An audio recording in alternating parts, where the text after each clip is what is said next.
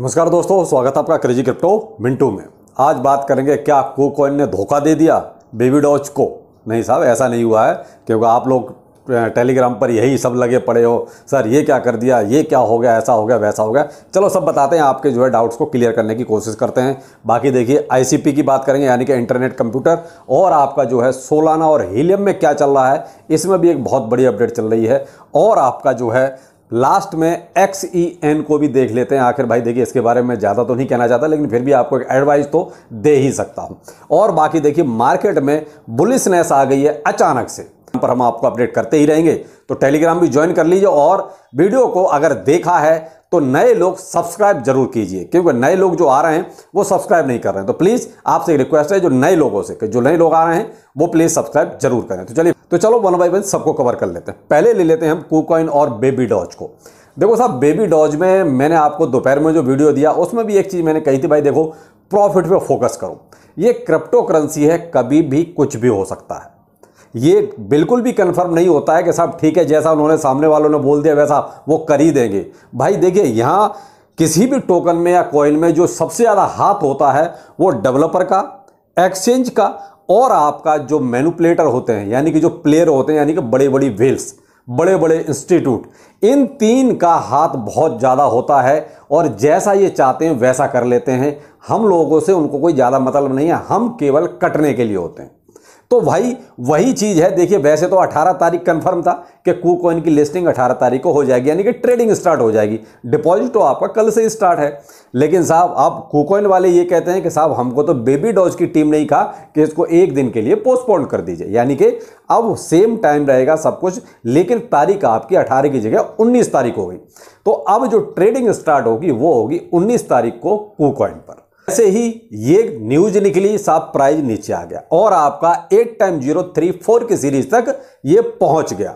तो सब पहुंचना ही था, क्योंकि इतनी खबर काफी है किसी भी टोकन के प्राइस को गिराने के लिए। और मैंने आपको देखिए इसलिए बोला था कि प्रॉफिट यहां बुक कर लीजिए। तो जिन्होंने 36 की सीरीज पर अगर किया होगा तो भी वो कम से कम उनको थोड़ा बहुत तो कुछ ना कुछ प्रॉफिट मिला ही होगा। अब फिर से नीचे आया तो वहां आप फिर से बाइंग कर, अब मुझे लगता है कि थोड़ा सा फिर से हल्का सा अप ट्रेंड हो गया, शायद 35 की सीरीज तक पहुंच गया है। तो भाई देखिए, ये क्रिप्टो करेंसी है, कभी भी कुछ भी हो जाता है। तो यहां थोड़ा सा पेशेंस ही रखिए और कुछ नहीं, यानी कि अब ये एक के बाद एक थोड़ा सा डिले और हो जाएगा। यानी आगे भी कोई अनाउंसमेंट अगर होने वाला होगा तो देखिए, अब वो कल भी नहीं होगा, अब वो हो सकता है कि परसों हो। क्यों? क्योंकि KuCoin का ही कल ही सारा हिसाब किताब होगा। भाई KuCoin ही कल जो ट्रेडिंग कराएगा, तो मैं भी उसका इंतजार कर रहा हूं। अब क्या प्लानिंग है भाई, इन्होंने क्यों ऐसा किया, भाई इसकी कोई डिटेल नहीं है कि आखिर ऐसा क्यों करना पड़ा, और इसमें कोई बहुत बड़ा अभी अपडेट ऐसा है नहीं। अब आ जाते हैं ICP पर। देखिए साहब, ICP आपको अगर 25 तारीख तक थोड़ा सा होल्ड रखें तो ज़्यादा बेहतर है। उसकी वजह मैं बताता हूँ, क्योंकि ICP का जो है एक ज्यूरिक मीटअप होना है। अब वहाँ पर देखिए बड़ी बड़ी कंपनियों का भी इनके साथ मुलाकात होनी, एक तरह से मीटअप में तो वही होता है। वहाँ Web3 हो गया और आपका AI का हो गया। इनमें क्या है, बहुत बड़ी कुछ वो कहते हैं मीटअप में तो चर्चाएं ही होती हैं, तो वो चर्चाएं होंगी। तो उसका इम्पैक्ट देखिए इंटरनेट कंप्यूटर पर आपका जरूर आएगा, और उसी की वजह से अभी भी आप देख रहे हैं करीब 10-11% ये ऊपर चला गया। और ये आप 25 तारीख तक ऐसे ही, अगर मार्केट में सब कुछ ठीक ठाक रहा, तो मैं कहता हूं जैसा अभी मार्केट है ऐसा भी चलता रहेगा, तो भी ICP में आपको मुझे लगता है कि 20-25% तक का प्रॉफिट मिल जाना चाहिए इजीली। तो भाई साहब, ये है ज्यूरिक मीटअप आपका 25 अप्रैल को। तो 25 अप्रैल से पहले पहले 22-23 तक आप देख लीजिए कितना क्या प्रॉफिट आपको मिलता है। तो इसमें मुझे चांस है कि शायद इसमें प्रॉफिट मिलना भी चाहिए। लेकिन भाई वो कहते हैं क्रिप्टो करेंसी है, कभी भी कुछ भी हो जाता है।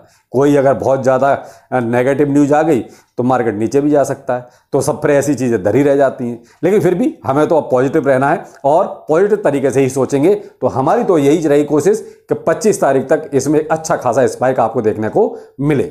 अगला है सोलाना और हीलियम में क्या खिचड़ी पक रही है। देखिए साहब, सोलाना और हीलियम दोनों का माइग्रेशन होना है, यानी कि हीलियम का माइग्रेशन होना है सोलाना में। तो यहां पर आपको देखिए जो सोलाना का प्राइस है वो इंक्रीज होता हुआ नजर आएगा। तो यहां देखिए थोड़ा सा आपको हीलियम में भी प्राइस बढ़ता हुआ नजर आएगा, लेकिन ज्यादा इंपैक्ट आपको सोलाना पर नजर आएगा। तो सोलाना का प्राइस फिलहाल जो $25 के आसपास चल रहा है, और हीलियम का जो टोकन है यानी कि HNT, उसका प्राइस $1.8 के आसपास चल रहा है। तो सोलाना का प्राइस इस हिसाब से देखिए, अगर ये सब कुछ ठीक रहा और सही दिशा में चलता रहा तो 25.78 तक भी मिल सकता है आपको, अगर ये सब कुछ ठीक रहा। तो अगर कुछ गड़बड़ हो गई तो देखिए फिर तो कुछ नहीं हो सकता।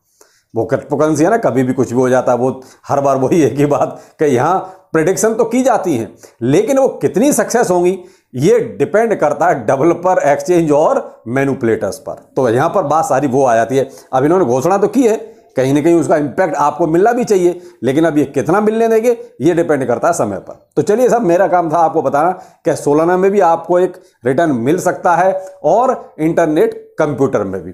अब फिलहाल BTC आपका 30,400 पर अभी ट्रेड कर रहा है। अचानक से यहां पर थोड़ा सा बुलिशनेस आ गई।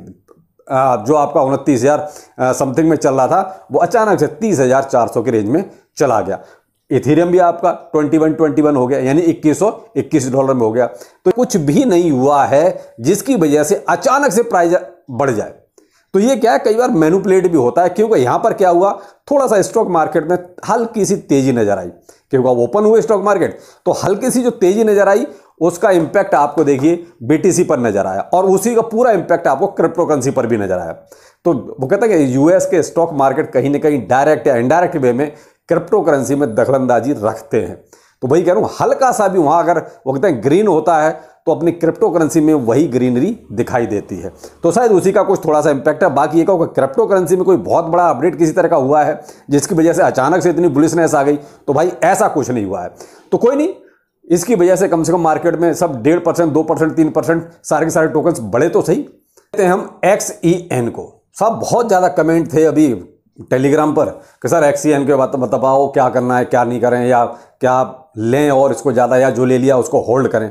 तो मेरे भाई देखो, मैं एक चीज़ बताऊं, जिनको अब XEN में घुसना है तो मेरे हिसाब से मुझे लगता है कि देर हो गई है। देखिए, मैं तो इसमें इंटरेस्टेड न था, ना हूं, और ना मेरे हिसाब से कोई विचार है। मैं तो पहले भी एक वीडियो इसको बोल चुका हूं और आज फिर बोल रहा हूं, मेरा इसमें कोई इंटरेस्ट नहीं है। और मैं अगर चाहता तो उसी टाइम पे एंट्री बना सकता था, लेकिन मेरी कोई एंट्री इसमें न बनती है, ना मैं बनाना चाहता हूं।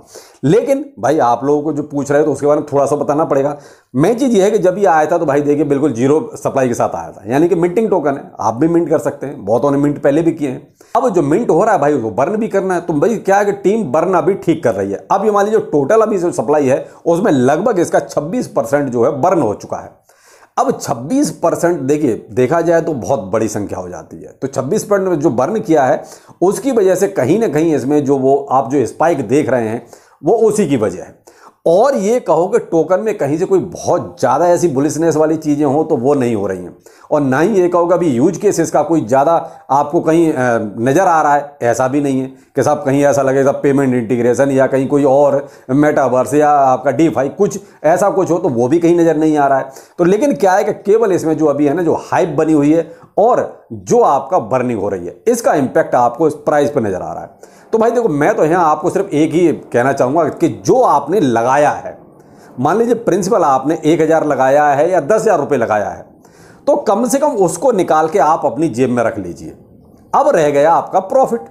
तो प्रॉफिट आप चाहो तो इंतजार कर सकते हो या 50% आप अपना प्रॉफिट भी निकाल सकते हो, लेकिन वो भाई देखिए आपकी अपनी चॉइस होगी, आप क्या करना चाहते हो। मैं तो यहाँ आपको सिर्फ यही एक एडवाइस दे सकता हूँ जो शायद आपको ठीक भी लगेगी कि भाई जो आपने इन्वेस्ट किया है केवल उतना निकाल लीजिए जो अपनी जेब में रख लीजिए। अब उसके ऊपर जो आपका मान लीजिए प्रॉफिट है, अब आपने मान लो 1,000 रुपये लगाया था, आज की डेट में मान लो वो 7,000, 8,000, 10,000 जो भी हो गया है, तो 1,000 निकाल लो, बाकी आपका 8,000, 9,000 जो बचा उसको उसमें रहने दो और देख लो कितना बढ़ता है, ये कहाँ तक जाता है। क्योंकि 1,000 आप निकाल लोगे तो आपको कोई दुख दर्द नहीं होगा अगर किसी कारणवश इसमें कोई क्रैश हुआ तो। सीधी सी बात मैं आपको सीधा सीधा ये बताऊं कि अगर कोई क्रैश हुआ तो आपको दुख नहीं होगा।